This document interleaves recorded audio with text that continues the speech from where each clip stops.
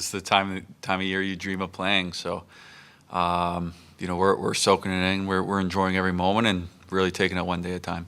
On that one day at a time, but how are you guys kind of embracing this now gap before you guys do get to the final? There, I was still waiting to see who you're playing.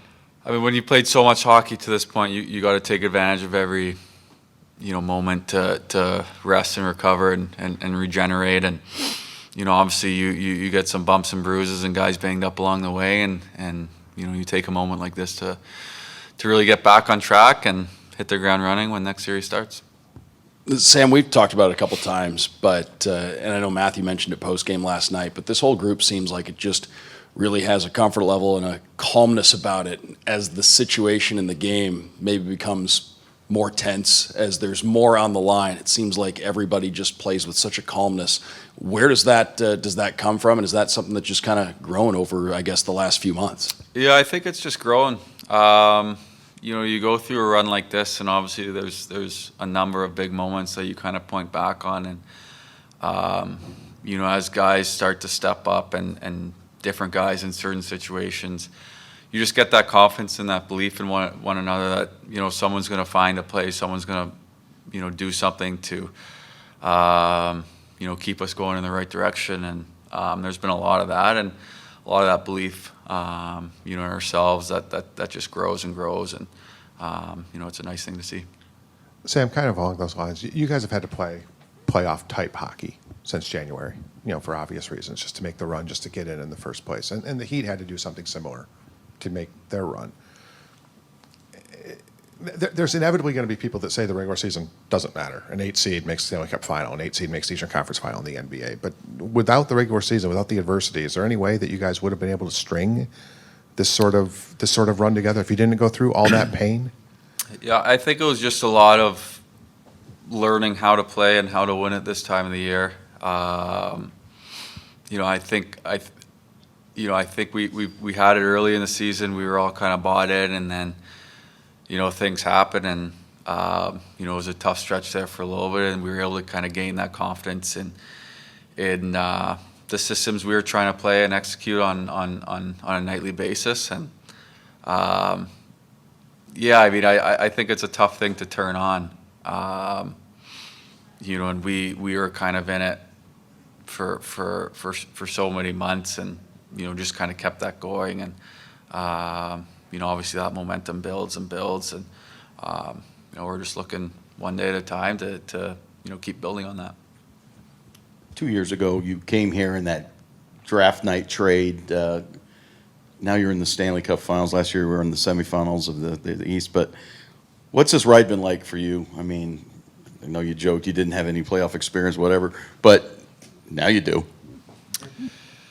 Yeah, I think it's kind of like the first thing I said. It's just that you wonder if you kind of wonder how hard it is. You wonder kind of what it takes, and obviously getting swept last year.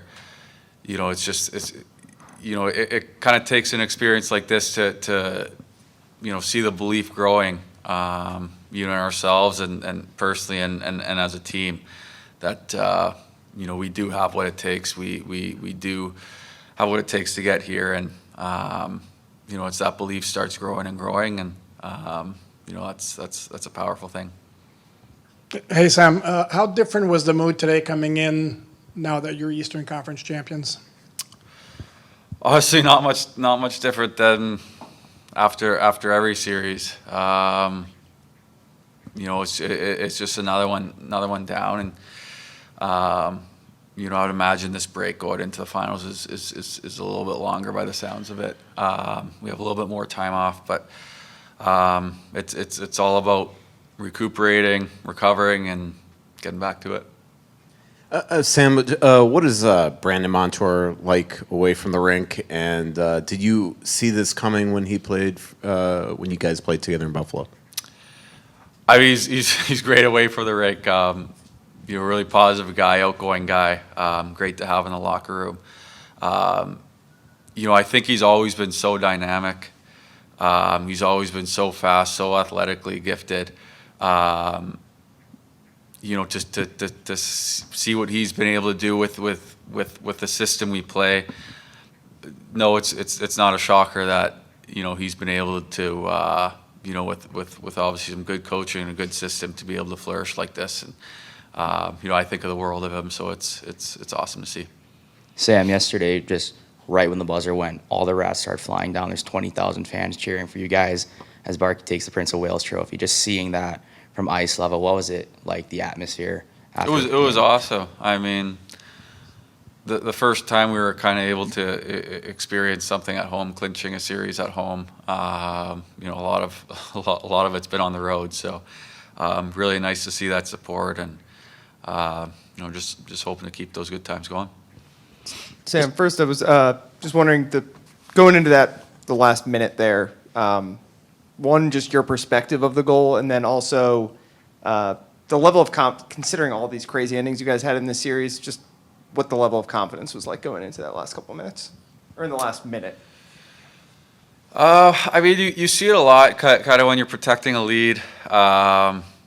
You get scored on late. The next couple of minutes is so important, and I think we've done a really good job of kind of being able to stay composed in those situations when we do give up a lead, and kind of turn our game around. It's tough sometimes when you're on your heels so much defending to be able to kind of push forward a little bit, but really liked our jump after that. Do what you can to put on Chucky's stick and see what happens. Just going back to the atmosphere for a second, like you said, when Carter scored in Boston, just dead silence. When Cousins scored in Toronto, dead silence. Just what was it like to have that moment where the crowd kind of then elevated your celebration, was right there with you? It's awesome. I mean, I was saying it after, in this day and age, I don't know if you can ever celebrate too much when you never know if a goal's going to get called back. So,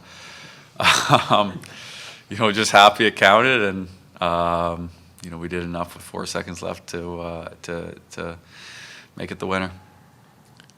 If this is a silly question, please don't yell at me. But at this time of year, it's 90 degrees with 90% humidity already down here, and it's warm in Dallas, and it's warm in Vegas too. I'm just curious if you guys notice the ice changing at all. Does the surface change? The ice at Florida's been phenomenal.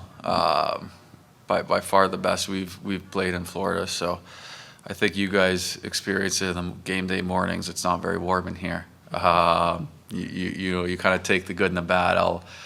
I'll layer up in the mornings for the ice to be a little bit better. So at this time of the year, it's something you focus on.